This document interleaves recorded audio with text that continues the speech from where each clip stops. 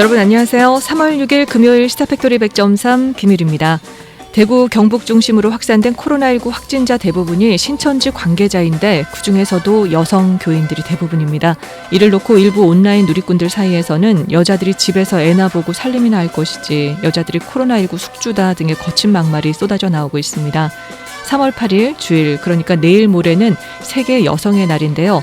1908년 미국 뉴욕에서 여성 노동자들의 생존권 투쟁에서 비롯된 이 기념일이 벌써 한 세기도 더 지났지만 여자들이 코로나19 숙주다와 같이 이 여성의 생존권을 위협하는 혐오 발언은 112년째 되풀이되고 있습니다. 이와 관련해 이미영 울산 여성가족개발원 원장과 파워 인터뷰 준비했습니다. 곧 돌아오겠습니다.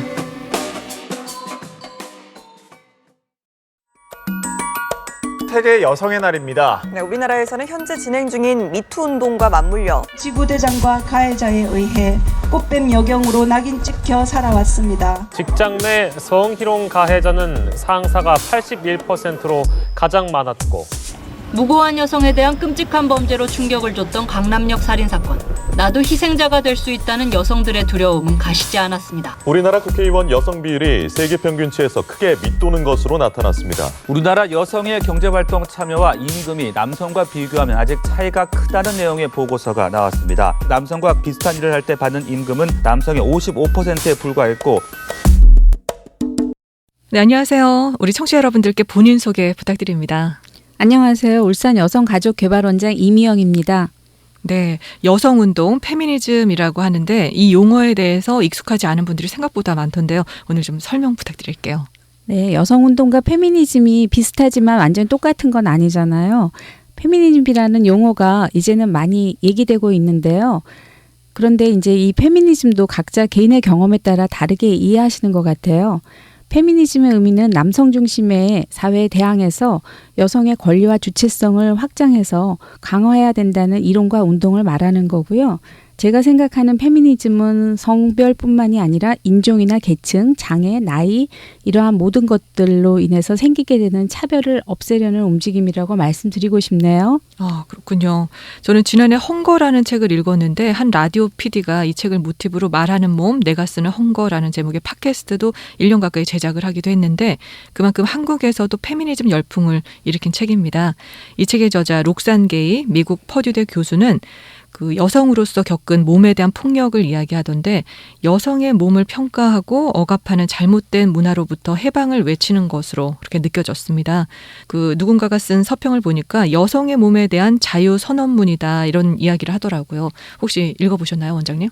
네, 저도 이 책이 처음 나왔을 때 읽은 기억이 있습니다. 이 책은 말씀하신 것처럼 작가가 어린 시절에 겪은 폭력이 자신의 몸에 새겨진 상처들에 대해서 자전적 에세이 형식으로 쓴 글입니다.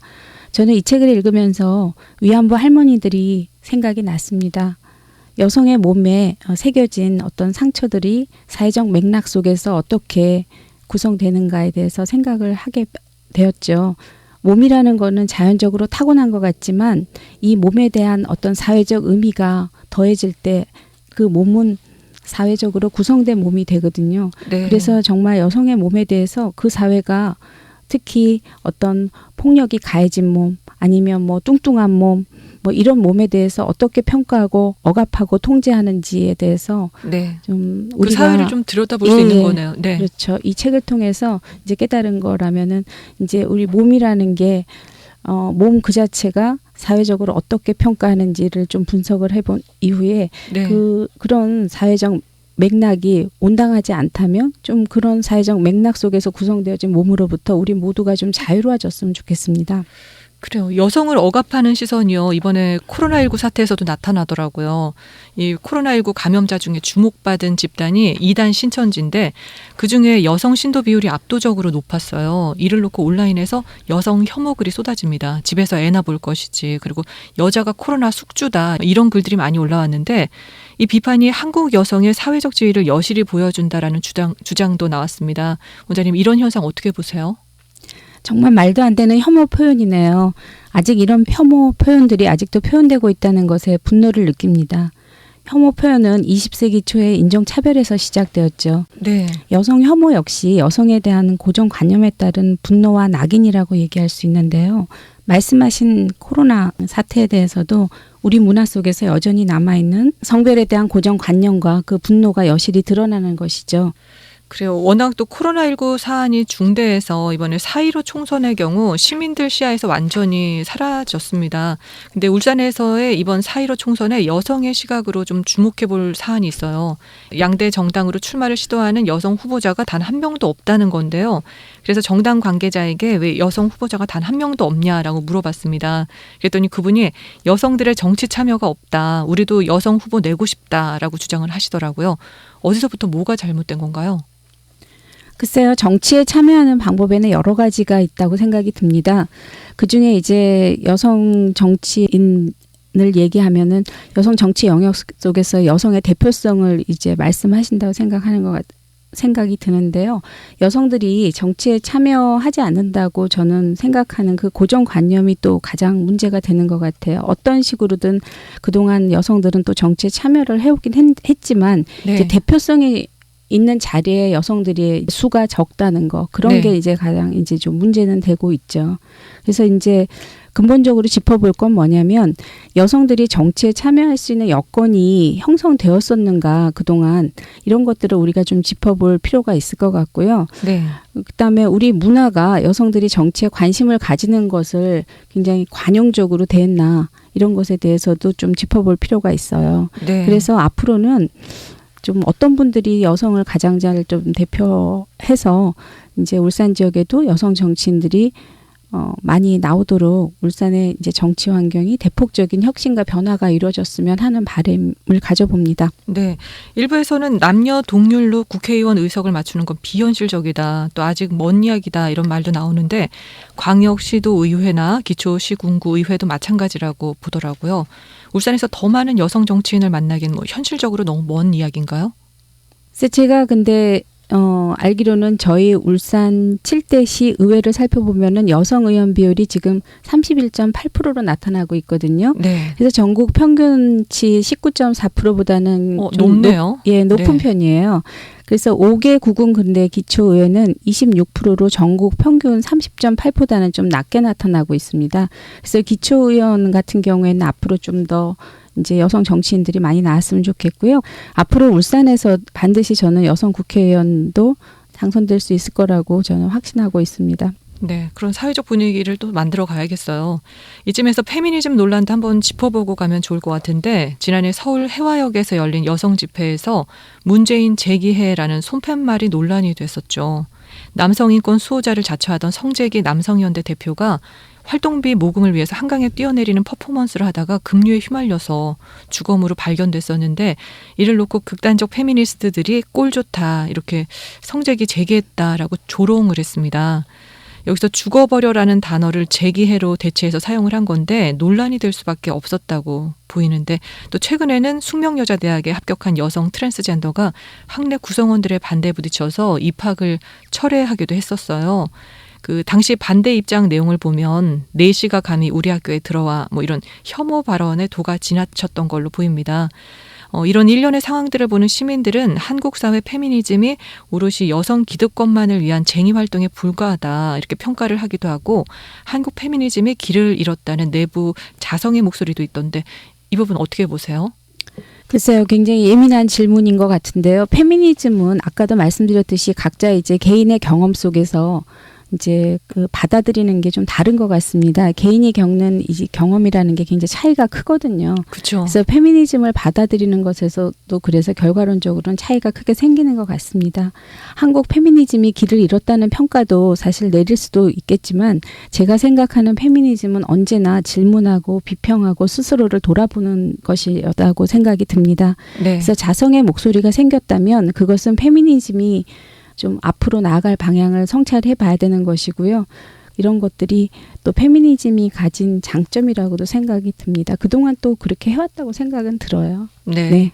근데 일부 여성학자들은요, 한국 페미니즘이 19, 20세기 서구 페미니즘 1세대와 2세대 정도에 머물고 있다. 21세기 3세대 페미니즘은 교차 페미니즘이 돼야 한다. 여성 문제 이 프레임에서 벗어나서 다른 사회 문제도 결합해서 사안을 바라봐야 한다. 이런 지적을 하던데요. 이 부분은 어떻게 생각하세요? 3세대 페미니즘이 교차 페미니즘이 되어야 되는 것이라기보다는 3세대 페미니즘을 대표하는 개념이 교차 페미니즘이고요. 네. 이 젠더라는 개념이 계속 확장되어 가는 과정 속에서 성별의 문제만으로는 다양성과 이 차이에 대해서 제대로 이해할 수 없기 때문에 다른 사회 문제도 같이 생각해 봐야 된다는 것이 교차 페미니즘의 핵심 개념이 아닌가 싶습니다. 그래서 여성 문제가 이제는 없어졌다기보다는 여성 문제도 해결하면서 동시에 다른 문제도 함께 다양하게 봐야 된다, 교차적으로 봐야 된다라는 게 교차 페미니즘이라고 볼 수 있고요. 그래서 페미니즘은 여성에서 시작되었고 또 여성을 위하고 그렇지만 모든 사람을 위하고 인류를 위한 것이기 때문에 3세대 페미니즘인 그 교차적 사고에 동의하고 있습니다. 네. 여성들의 참정권 등을 요구하면서 여성 인권 논의가 이루어졌잖아요. 당시 네. 대표적인 인물이 에멀린 팬크허스트. 이분이 페미니즘계의 어머니로 알려져 있는데 전체주의자, 국가주의자로 노동운동은 또 탄압을 했어요. 제국주의자라는 평가도 있던데 실제로 그 여동생 아델라 팬크허스트는 일본 제국주의를 옹호하다가 구금된 바가 있더라고요. 그래서 한국 페미니즘이 1세대에 머물면 안 된다. 이런 주장이 있는데 이 부분은 어떻게 생각하세요? 페미니즘이 페미니즘 안에서 머무르는 시대는 좀 지나갔다고 생각이 들고요. 원래 1세대, 2세대 페미니즘도 여성만을 위한 건 아니었어요. 그렇지만 결과론적으로 실천 현장에서는 네. 마치 이제 여성만을 위한 어떤 운동의 영역처럼 이렇게 이제 실천 영역이 이렇게 좀 고정된 부분이 있었는데 앞으로 이 3세대 페미니즘, 교차 페미니즘을 통해서 전 인류를 아우르는 이런 페미니즘으로 나아가기를 저도 바라고요. 네. 예. 현실 문제와 연결된 사건, 사고로 좀 돌아올게요. 2014년 송파 세모녀 사건에 이어서 작년에 인천과 서울 성북구에서 생계 비관을 이유로 모녀 자살 사건이 있었습니다. 이런 비극이 그치지 않고 계속 반복되고 있는데 참 아이러니한 게 부자 자살이 아니라 모녀 자살이에요. 여기에 또 의미가 좀 담겨 있을 것 같은데요. 네. 미혼부보다 미혼모가 더 익숙하시죠? 맞아요. 요즘에는 근데 미혼부, 미혼모 이렇게 하기보다는 이제 한부모 뭐 이렇게 많이 쓰이기도 하는데요. 네. 이 분석을 해보면 여성은 아이를 키우면서 이제 한부모가 됐을 때 굉장히 2중, 3중 생활고를 겪고 있는 경우가 많아요. 네. 그래서 젠더적 관점에서 보면 여성의 빈곤 문제가 남성보다 훨씬 심각하고요.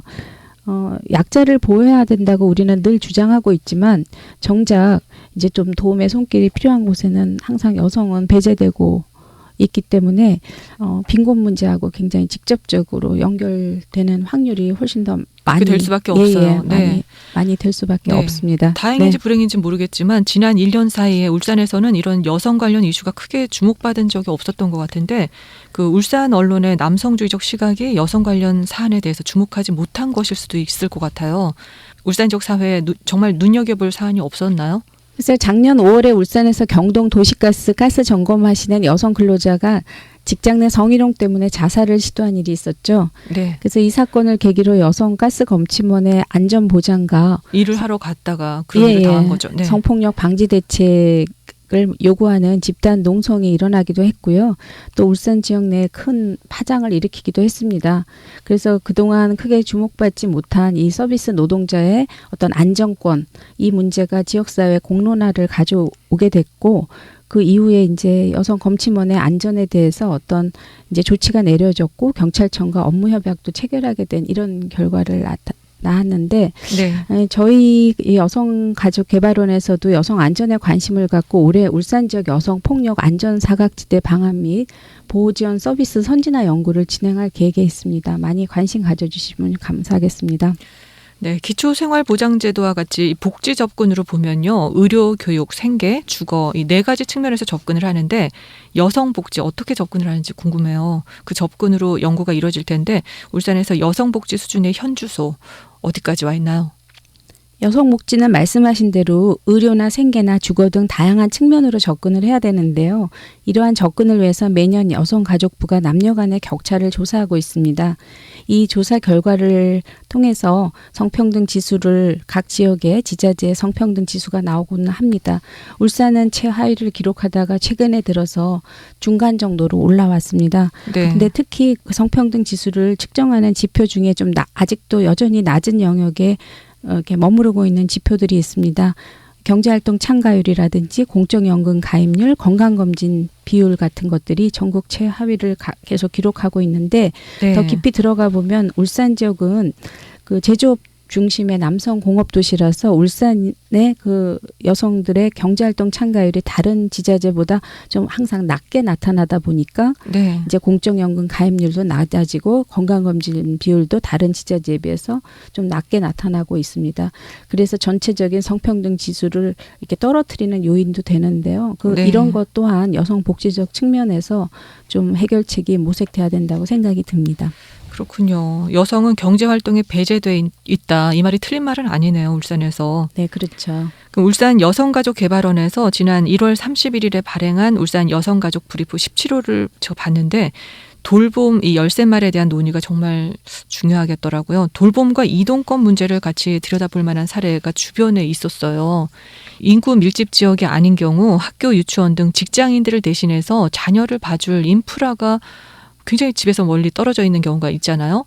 이게 바로 시골에 사는 직장인 여성들의 고충인데 자세히 들여다보면 첫째를 초등학교에 등하교시키고 둘째를 유치원에 등하원시키고 본인도 또 출퇴근을 하려면 하루에 정말 100km 가까이 운전을 하는 경우도 있더라고요. 결국 뭐 얼마 못 버티고 직장을 그만둬야 되는데 또 그러다 보면 경력 단절 여성이 되니까 일자리 찾기가 어렵잖아요. 이런 문제 어디서부터 잘못된 거고 또 뭐 어떻게 해결을 해야 될까요? 저희 울산 여성가족개발원에도 어느 날 이제 그 경력 단절한 여성 3분이 찾아왔었어요, 저를. 네. 그래서 일자리를 찾고 싶다 이러면서 찾아왔는데 뭐 사연을 들어보면 이제 이 돌봄 노동 때문에 경력 단절된 여성들의 경우거든요. 그래서 네. 지금 이 사례에서뿐만이 아니라 그런 여성들이 주변에 정말 많습니다. 그래서 우리 사회 속에서 돌봄 노동이 항상 여성의 몫으로만 여겨진다는 게 가장 큰 문제라고 볼 수 있고요. 최근 그래서 정부는 이 돌봄 문제를 갖다가 해결하기 위해서 이제 틈새 돌봄의 공백을 메꾸기 위해서도 다양한 어떤 돌봄 서비스도 나오고 있습니다. 예를 들어서 학교에 이제 돌아와서 엄마 아빠가 퇴근하기 그 전에 그 1시간 그런 공백을 메꾸기 위한 틈새 돌봄 네. 뭐 이런 것들이 틈새 돌봄의 개념이거든요. 그런데 이제 그런 것들도 이제 어떤 돌봄 서비스를 적합하는지에 대해서 이제 각 지자체마다 그런 다양한 돌봄 서비스가 나오고 있고요. 울산에는 특히 다함께 돌봄센터가 이제 중구에 저희가 작년에 수탁을 과제로 이제 용역 네. 과제를 연구했었는데 다함께 돌봄센터가 이러한 문제를 해소하기 위해서 이제 하나의 대안으로 등장을 했습니다. 그래서 울산 시민의 안정적인 자녀 돌봄을 위해서 이런 다함께 돌봄센터도 확대 설치하는 게 필요하다고 생각이 듭니다. 이제 시작이네요. 네, 울산의 20, 30대 여성들의 전출이 40대 이상 여성 전입보다 그 비율이 높아요. 이런 문제를 연구하는 경남대 양승훈 사회학과 교수는 여성 이탈이 잠재적 부동산 구매자 이탈이고 출산율 감소로 이어진다고 주장을 합니다. 이게 바로 또 경제 붕괴죠. 그리고 지역 붕괴라고 말하던데 젊은 여성 이탈을 막을 수 있는 방법 혹시 없을까요? 또 이게 다 앞서서 저희가 이야기 나눈 여성 일자리 문제랑 굉장히 연결이 될 것 같아요. 그렇죠. 울산 청년들은 왜 그러면 이 지역을 떠날까를 생각을 해보면 이 지역에 참 직장을 잡기가 힘든 이런 요인하고 밀접히 관련돼 있는 것 같습니다. 그래서 이제 취업 문제로 시작을 해서 지금 M4 세대들은 연애를 포기하고 결혼을 포기하고 임신을 포기하고 출산을 포기하는 그 M4 세대들이 울산만의 문제는 아니지만 네. 이 청년의 문제는 일자리 문제하고 굉장히 직결되어 있는데 울산도 지금 그 인구 유출을 막기 위해서 민선 7기 송철호 시장님이 대학 유치라든지 청년 일자리 창출이라든지 청년 주거 안정 등 뭐 이런 3대 청년 정책을 추진하면서 인구 유출 문제를 해결하기 위해서 노력을 하고 계시긴 합니다. 그런데 이제 앞으로 네. 이 청년 일자리 문제가 좀 속 시원히 저는 해결됐으면 좋겠어요. 정말 좀 안타깝죠. 자꾸 이제 뭐 어디 뭐 여기보다는 다른 지역으로 가면 뭐 직장을 얻을 수 있지 않을까, 네. 아니면 좀 더 낫지 않을까, 나은 삶이 기다리고 있지 않을까 해서 이제 타지에 가는데, 거기서도 사실은 결과를 보면은 여기 울산에 머무는 것보다 꼭 좋은 결과가 나타나리라는 보장은 없음에도 불구하고 사실은 이 유출은 청년 인구 세대에서 많이 유출되고 있는 건 통계에서 나타나고 있습니다. 그렇군요. 19세기 말 본격적으로 시작된 이 여성 노동권과 생존권 등의 논의부터 최근 미투, 페미니즘으로 불리는 여성 운동이 뜨겁게 이뤄지고 있습니다. 이게 다 개개인의 자발적 움직임이 모여서 이루어졌잖아요. 우리 이미영 여성개발원장님은 여성개발원장 말고 이 페미니스트 개인으로서 어떤 활동을 하셨는지 궁금합니다. 예, 저는 뭐 여성으로 태어났고 저희 집이 아들이 없고 딸만 넷이에요. 네. 그러다 보니까 어렸을 때부터 사실 여성 문제에 좀 눈을 떴던 것 같아요. 네. 예, 그래서 뭐 이제 제가 대학 시절에 여성학 교양 과목도 듣고 또 그러다 보니까 이제 석사 과정도 여성사회학을 또 전공했고 뭐 이제 이런 과정을 거쳤습니다. 그리고 또 실천 현장에서 또 꼭 실천을 해봐야 되겠다. 저가 공부만 하지 말고 뭐 이런 뜻에서 울산에 내려와서 1999년부터 약 10여 년 동안 실천 현장 활동을 했고요. 이제 좀 대표적으로는 2004년도 밀양 여중생 성폭행 사건 대책위 위원장을 맡아서 이제 7개월 동안 대책위 활동을 했는데, 국회에서도 또 토론회도 갖고 또 성폭력 특별법의 문제점 같은 것들도 공유하고, 그래서 이 대책위 활동의 성과가 국회 입법 과정에 좀 이제 성폭력 특별법을 개정하는데 네. 상당 부분 좀 반영되는 성과를 가졌어요. 정말 많은 활동을 하셨네요. 네. 저는 개인적으로 제가 뭐 페미니스트다 뭐 이렇게 주장을 하고 뭐 이렇게 다니는 건 아니지만, 여성으로 태어났기 때문에 저는 여성의 권익이 신장되고 정말 여성 인권이 100% 보장되는 사회가 실현됐으면 좋겠다라는 그 뜨거운 열망은 나이가 들어가면서도 항상 더 뜨겁게 저는 가슴에 간직하고 있고, 앞으로도 계속 그렇게 살고 싶습니다. 여성 인권 운동 내지는 여성 인권 보호를 위해서 뭐 제도권에 있을 때나 제도 밖에 있을 때나 노력하고 그렇게 살고 싶습니다. 그래요. 또 저희가 짚어봐야 할 이야기가 하나 있는데, 지난해 11월 6급 이하 여성 공무원 열애 8-9이 성폭력 피해자였고 강제적 성관계 피해자도 있었어요. 저희 CBS에서도 관련해서 방송을 했었는데, 그럼에도 불구하고 시에서는 아직도 입장 발표를 하지 않고 있습니다. 이 피해자를 수수방관하고 있다는 비판도 계속 나오고 있는데, 이 상황은 어떻게 보세요? 페미니스트로서 개인 입장 궁금합니다. 그래서 제가 예전에 이제 현장 필드에 있을 때 성폭력 상담소장으로 먼저 실천 활동을 시작을 했기 때문에 성폭력 사건에 대해서만큼은 좀 굉장히 저도 민감한 감수성을 갖고 있어요. 근데 이제 울산 광역시 공무원 사회 속에서 이렇게 성폭력 피해자가 나왔다는 것에 대해서 굉장히 좀 놀랐기도 했고, 또 이 사건이 제대로 좀 처리돼야 될 텐데라는 이런 마음을 갖고 있죠. 근데 이제 관련 공무원에 대해서는 엄중한 조치가 좀 취해졌으면 좋겠고요. 이 사건의 그 피해자들의 빠른 회복을 위해서도 많은 지원이 함께 지역사회에서 있었으면 좋겠다. 그리고 우리가 항상 저는 성폭력 피해자들을 보면서 항상 연대와 협력의 정신, 지금 코로나도 그렇잖아요. 대구 경북에 우리가 연대와 협력을 보내듯이 성폭력 피해자도 그 회복을 위해서는 지역사회 차원에서 항상 피해자가 아닌 사람들도 항상 관심을 갖고 따뜻한 연대와 협력의 정신을 갖고 그 해결을 위해서 노력할 수 있어야 된다라고 생각이 듭니다. 네. 그래요. 오늘 세계 여성의 날을 앞두고 중요한 여러 이야기 함께 나눠봤습니다. 마지막으로 청취자 여러분들께 하실 말씀이 있다면 한 말씀 부탁드립니다. 네, 매년 3월 8일은 세계 여성의 날이죠. 세계 여성의 날을 맞이해서 저희 울산 지역에서도 매년 그 기념대회도 갖기도 하고 그랬었는데요. 계속 이제 여성의 그 생존권 보장이나 인권 신장을 위해서 우리가 그동안 많은 선배 여성들이 노력을 해왔고 지금은 후배 여성들 또 같이 동년배 여성들도 노력을 계속 해오고 있습니다. 근데 이런 이제 움직임에 더불어서 아쉬운 점은 아직까지도 여성과 남성이 같이 함께 사는 사회가 잘 만들어진 것 같지 못합니다. 그래서 울산도 앞으로는 모든 여성들이 좀 존중받는 성평등 포용도시 울산이 되었으면 좋겠습니다. 네, 멋진 이야기 감사합니다. 차별이 아닌 차이를 인정하는 그런 울산 됐으면 좋겠습니다. 지금까지 여성가족개발원 이미영 원장과 함께했습니다. 감사합니다. 네, 감사합니다. 네, 세계 여성의 날을 앞두고 여성의 시각으로 코로나19 사태와 4.15 선거, 또 여성 복지 등 다양한 이야기를 이미영 울산 여성가족개발원 원장과 나눠봤습니다. 오늘 시사팩토리 100.3은 여기서 마무리하겠습니다. 연출의 김성강 프로듀서, 기술의 강승복, 음악의 길기판, 진행의 김일이었습니다. 고맙습니다.